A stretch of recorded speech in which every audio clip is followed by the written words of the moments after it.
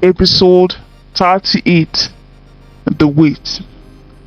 I returned to my apartment, ruminating about what exactly prompted Ella's reaction. Did I misunderstood her or did I offend her in any way?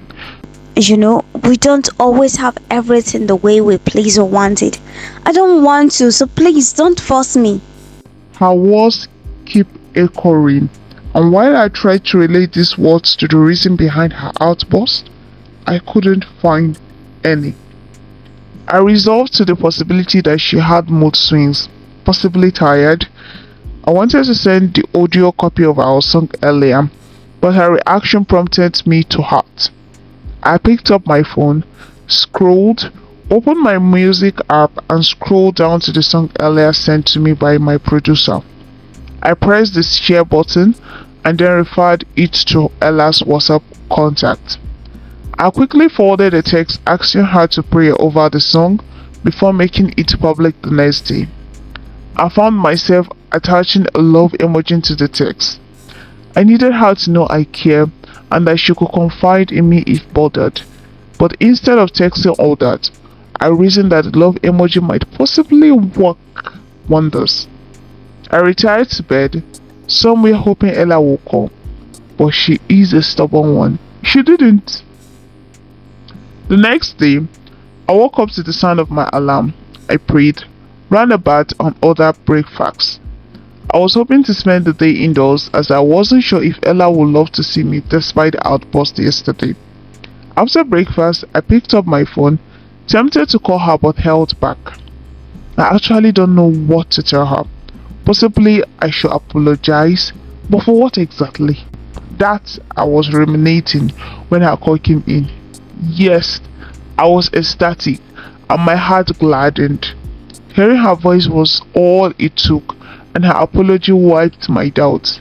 I was tempted to ask what exactly I did wrong, but I didn't desire to open the book of remembrance after an apology.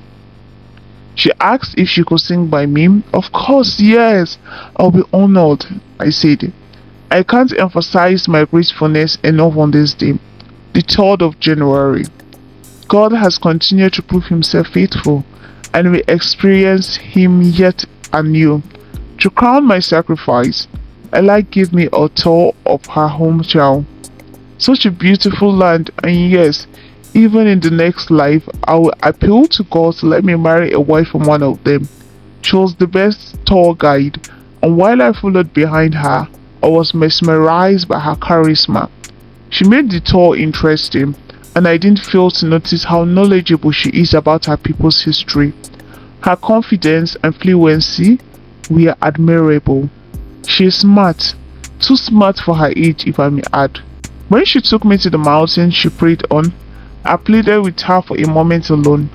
I looked around and back to the stone she pointed to as her praying position. I went on my knees and whispered, Lord, thank you for Ella. The stone was a significant point not just for Ella, but to me as well. I remembered where Christ prayed before his crucifixion and his tenacity in the place of prayer. I haven't met a lady like Ella, one who understands her commitment with God. We may not choose a mountain like Ella to pray on, but we should have a secluded place away from disturbance to commune with God without disturbance. This was part of what prompted the urgency to make her mine before I lose her. After having the best tour experience with my wonderful tour guide, I decided to break open the long-pending proposal. I have literally rehearsed this line countless times, and I know it's either now or I might never get another opportunity. I love you, Manuela, and not just as a mentor or a boss as you may think. I want to spend the rest of my life with you. I exhaled before continuing. I was supposed to utter these words a couple of months back, but I was wondering what you would think of me. I don't want it to look as though I have any right because you honor me so much, and that has contributed to why it has to be you. I wanted to know you outside zero, to meet your family and loved ones, to be a part of your new year. I only hope I am not late in taking this step. Remember earlier I shared my second longest waiting period. Here is my first. The moment froze and my hands were trembling. I quickly held them in a fist as I swallowed hard. God, let her be positive, I silently prayed.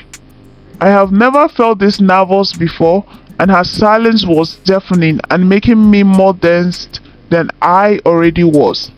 I watched her pinch herself and couldn't help smiling. No, you are not dreaming, I assured her. She asked the most hilarious question ever. I thought you are supposed to ask if I am in a relationship or not.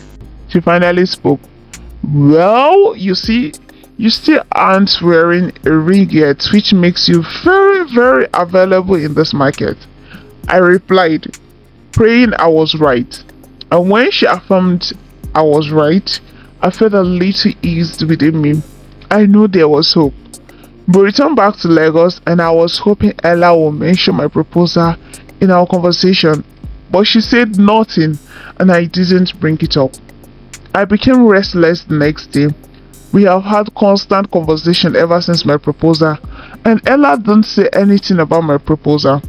Sam came over to see me that same day, and after noticing how often I drifted off during our conversation, checking my mail and messages as often as I can, he eventually asked, Sir, are you okay? I nodded. You look disturbed, and it's been a while I saw you this way. Is there something I can do to help? I let Sam in on the situation at hand, and his outburst of laughter made me think I was being hilarious, not until he apologized and said, Sir, it's just that it's just the second day, and besides, you should know Ella is not one to jump on an opportunity just like that. She needs to hear from God, and maybe God hasn't spoken yet. he said, but do you think she likes me enough to want to settle with me? I could tell Sam has never seen this side of me, but I wasn't good with women and love. With Aria, it came naturally because she was my best friend. Every woman would love to have you, sir, but I can't say about Ella. Let's pray God speak to her about this. He encourages. Once again, we went back to God, hoping for the best results.